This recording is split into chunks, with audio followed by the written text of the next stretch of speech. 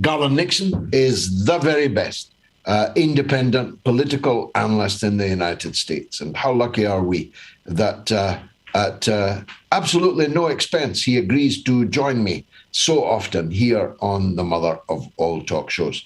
Garland Nixon, welcome back. I hope that didn't surprise you that it's absolutely no expense. I hope the agent didn't promise you. Well, thank you very much. And I hope to get you at absolutely no expense on my radio show in Los Angeles soon. Absolutely. That's a rain check, as you say in the United States. Now, your president's over here, Garland. We used to say in the days leading up to D-Day that the problem with the Americans was that they were overpaid, oversexed, and over here. Well, now you're all over here, including the president, who had an unfortunate time, to say the least, with the Pope in the Vatican, and has arrived here with his 80-car cavalcade for an environmental conference to denounce fossil fuels and demand state and also personal action on that. Without going into the dirty details, it's getting to the stage where President Biden is an embarrassing elderly relative now, isn't it? Yes, it is. And he's probably far better being away from the United States right now. If you look at the approval numbers for President Biden right now, yes, he's mumbling incoherently, but I think after 9 months, people are pretty much accustomed to that. However, when we look at the numbers, 71% of Americans feel that the country's heading in the wrong direction, including 48% of the people in his own party, the Democratic Party. We've got his approval ratings have dropped 11%. His disapproval ratings has increased 15%. And the Democrats are looking at a couple of elections in traditionally blue states, which would be Virginia and New Jersey here in 2 days. So there is a great fear in Democratic Party land that 9 months and 10 days into the Biden administration, things are not looking well for the future. Now, these are real blue-collar states. What kind of elections are they? For what? Okay, so there's a number, of course, the most important is the gubernatorial election, which would be the governor of the state. In Virginia, particularly, Virginia is a blue state, very traditionally blue state. It was a southern red state. However, a lot of people moving out of the metropolitan areas into northern Virginia has turned it blue for quite a while. It's been a decade since the Republicans had a lot of power in Virginia. However, Kamala Harris is there. The Democratic Party is not feeling very good about their chances, even though the numbers say that they're tied. And they're actually running a guy named Terry McAuliffe. He is a Clinton acolyte, very wealthy man, and he has the charisma of a bag of ice. The interesting issue here is Donald Trump. The Republican candidate has been careful to, utilize the popularity of Donald Trump in that state without bringing Donald Trump in, because the Democrats have been pushing, this guy's a Trumpster. But within the last several days, I think they've recognized that it hasn't moved the poll numbers whatsoever, and they're trying to adjust more so to policy. If I had to predict, I would say the Democrats will likely lose Virginia. I would say they have an 11-point lead in New Jersey. If they lose New Jersey, they're in a whole lot of trouble. But right now, I'm thinking they're going to lose Virginia, and things are going in the wrong direction. Keep in mind, we're only 9 months into the Biden administration, and it's very poor timing for the Democrats, because Biden's signature legislation, he calls it Build Back Better, I call it the Billionaires Back Better legislation, is being, I'll put it like this, they're saying it's failing, I say it's being exposed as a fraud. They put forward social programs and things that would be very welcomed by the base of their party, and quickly cut them all out and bare bones it down to something that the Republicans would be happy with, which was probably the plan in the beginning. Well, the U.S. media was very clear about it this week, that business has triumphed in the debates around the the bill that Biden once floated as being a panacea for America's ills, with something in it for everybody, but the rest have all been thrown overboard, haven't they? In this stimulus package, it's for business, but the working class, the middle class, has been completely devastated, ignored, kicked overboard, not wanted on voyage. Yeah, and part of the discussion, this has also brought up the discussion of the military-industrial complex. One of the things that has been floating around in the discussion in America is the fact that the United States Congress actually gave the military-industrial complex $25 billion more than they asked for. They came up with a particular number. Joe Biden said, "Great, I'll take that number," and the U.S. Congress says, "Oh no, you won't. You're not getting out of here without taking another $25 billion."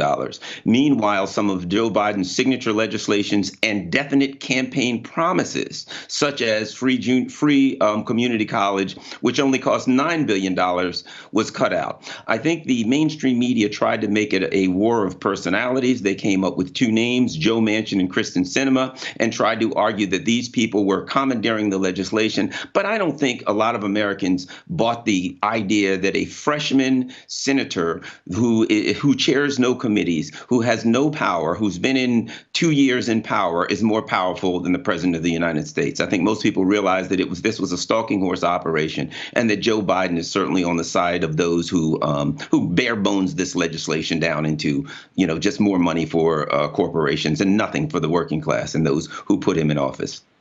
Yeah, I mean, these recalcitrant senators were pushing at an open door. As you say, this was probably the intention all along. And yet, the much vaunted squad, the awkward leftish, in a kind of fashionista sense at least, that came on to the scene over the last few years, got elected over the last couple of years, they're going along with it, aren't they?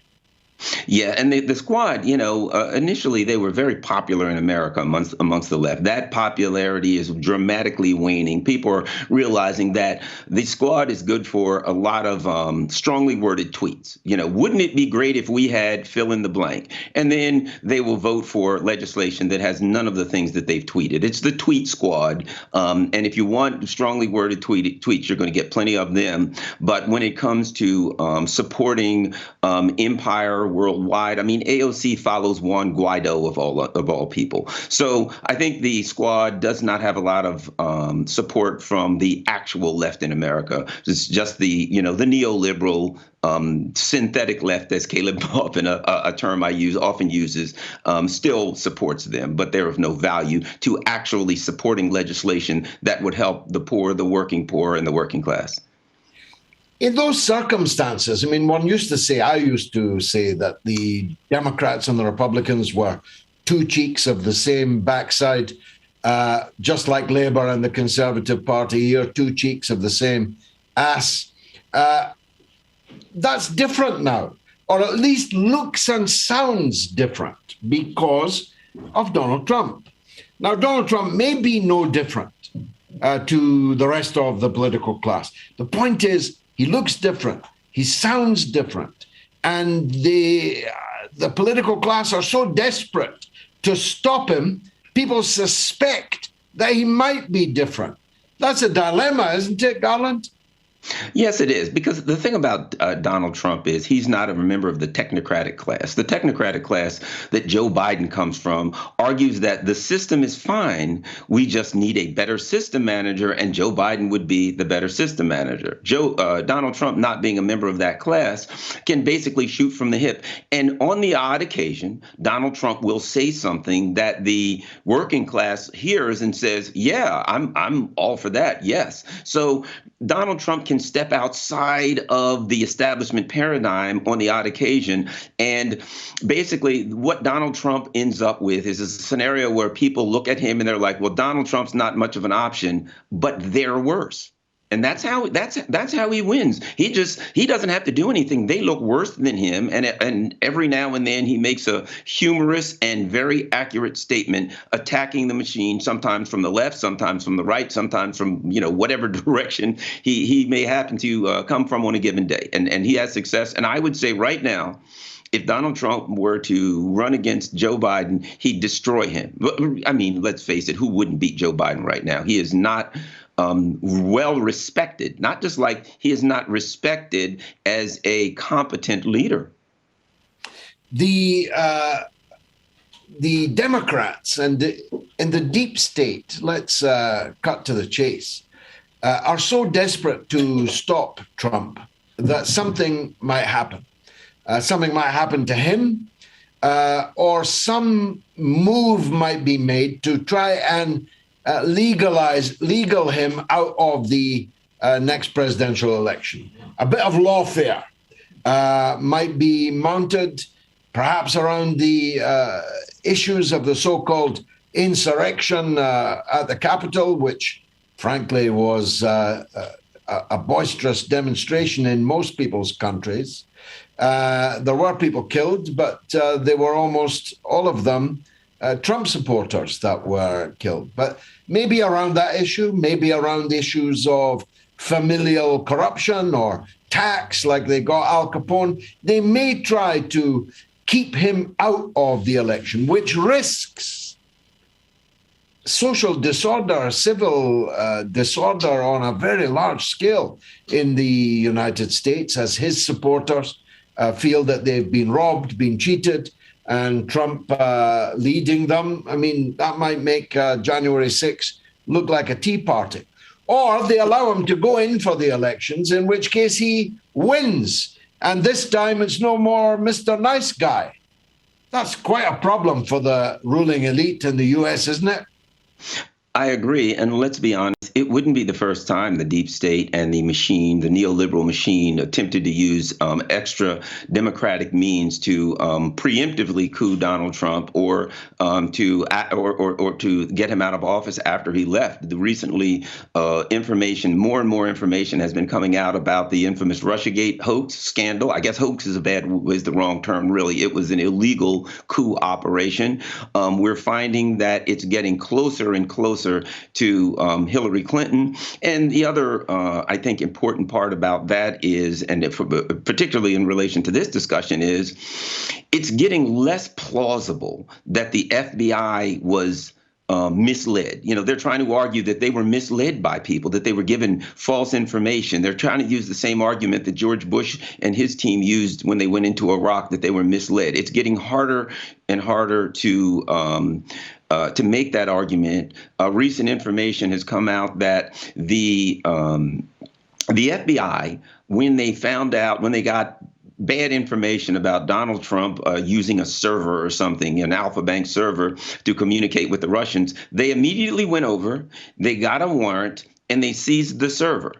However, when it came to the Democratic National Committee and their servers were allegedly infiltrated by the Russians, they didn't seize the server. They just asked a company that was quite friendly to the Democratic Party to tell them what was on the server. So it's getting harder to argue that the FBI and the intelligence agencies were not involved in the preemptive coup attempt in 2015, 2016, et cetera. And that being said, I would agree, if they tried and failed the last time, I would certainly expect that they would take a different angle. Who knows? Joseph Misfood has disappeared into ether. Maybe he'll pop up again. Maybe we'll find out who that guy is once and for all.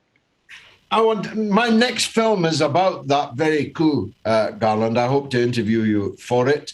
How the British stole an American presidency, and that's exactly what they did. Steal, and the Russiagate hoax were responsible. Not since the British burned the White House has a foreign country intervened so successfully in American politics. It wasn't the Russians that stole that presidency. It was the British. How about that? Hundreds of years after George Washington. Garland Nixon, thank you for joining us, as always, on the mother of all talk shows.